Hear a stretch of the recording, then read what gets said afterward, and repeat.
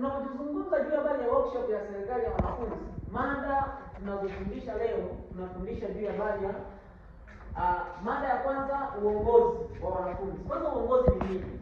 By the way, tunapozungumza uongozi tunasema ni uwezo wa kuwaelekeza au kuwashawishi au kumtumikia mtu au kiongozi, kikundi cha watu ili kufikia malengo ya pamoja kwa njia ya haki, nidhamu na uwajibikaji.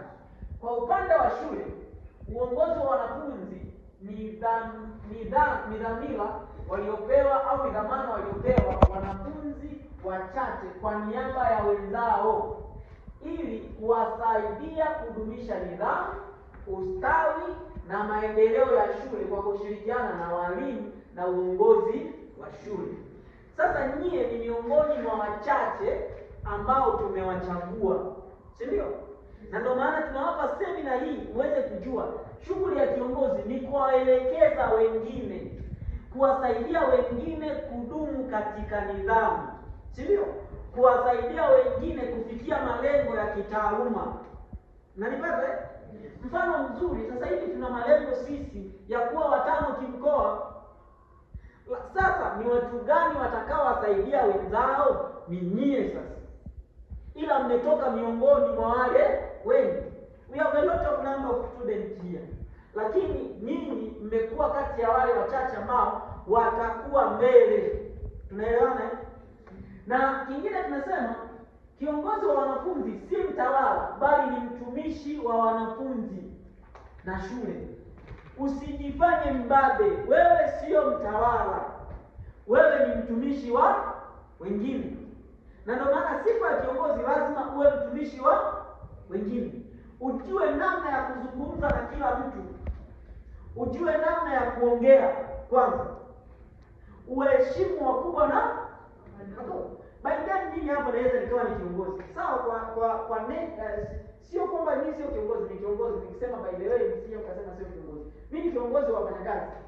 Lakini naweza nikainteract na kila mfanyakazi regardless ya mshahara wake, regardless ya chochote alichonacho. Na nyie tofauti ya kidato, ukikutana na form 1, mtreat kama utakavyomtreat form 4, si ndio? Ukikutana na form 2, mtreat kama utakavyokutana naye form 1. Tunaelewana? Na ndio maana tunatanguliza kusema kwamba kiongozi sio mfalme. Sawa? Kingine tunasema sifa za kiongozi. Sifa za kiongozi. Kiongozi bora wa wanafunzi anatakiwa kuwa na sifa zifuatazo. Kwanza, uadilifu na uaminifu.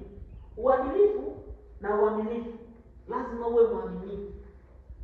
For example, wasto. Lazima uwe mwaminifu kututunzia vitu vyetu. Utashirikiana na mwalimu wa store. Wewe unaweza ukawa na uwezo wa kuwa unakutana na mwalimu wa store hata kwenye kuadhimisha vitabu.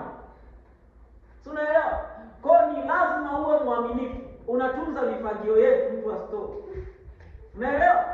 Unatunza mopa zetu. Unatunza zile nguo zetu English campaign. Unatunza. Tumeziandika vizuri hapa Swahili speaker, sawa? Wewe unatunza. Zikipotea tunakudai. Unaona? Kwa hiyo lazima uwe mwadilifu. Ufanye vitu kwa haki. Lakini kingine tunasema nidhamu ya hali ya juu. Lazima kiongozi uwe na nidhamu ya hali ya juu. Tunaelewana? Yes. By then, jana rafiki yetu Stella alikosea. Tunaelewa?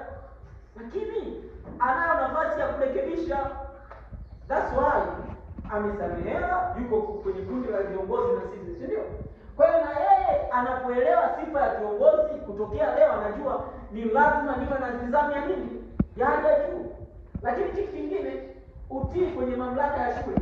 Lazima uheshimu walimu. Huwezi kuwa kiongozi unambishia mwalimu. Huwezi kuwa kiongozi unashindwa kutii kile mwalimu anachokwambia. Tunaelewana? Kwa hiyo wewe ni mfano wa kwanza ili wanafunzi wapate kujua kwamba huyu anatii au sisi tunatakiwa kuwa na nidhamu. Ni lazima waone kwa kiongozi. Tunaelewana? Kwa mfano, mimi ni kiongozi ila nawahi kazini. Wewe unafikiria waliopo chini yangu watawahi kazini? Mimi ni kiongozi, nakuja kuangalia kule mnasoma, si ndio? Nina uwezo wa kwenda kule ndani kwangu nikalala. Kwa nini silala? Kwa sababu mimi ni kiongozi, natakiwa kuwa mfano wa wengine. Just remember the day tumeenda kwenye michezo. Nilitakiwa nikae ofisini, nijifanye nafanya kazi pale kwenye laptop. Lakini I go there uwanjani. We play together, si ndio? Tulicheza siku ile pamoja. Watu wakakimbia na magunia. Why? Kwa sababu mimi ni kiongozi, I need to be the first person. Tunaelewana? Kwa hiyo wewe kama kiongozi lazima uwe mbele, uwe mstari wa mbele kwenye zamu yako. Lazima ujue namna ya kufanya. Ukiwa kiongozi wa shule lazima ujue kutii mamlaka. Lakini kingine, heshima kwa walimu na wanafunzi. Lazima uwe na heshima ya kiwango cha juu kwa walimu na wanafunzi. Kata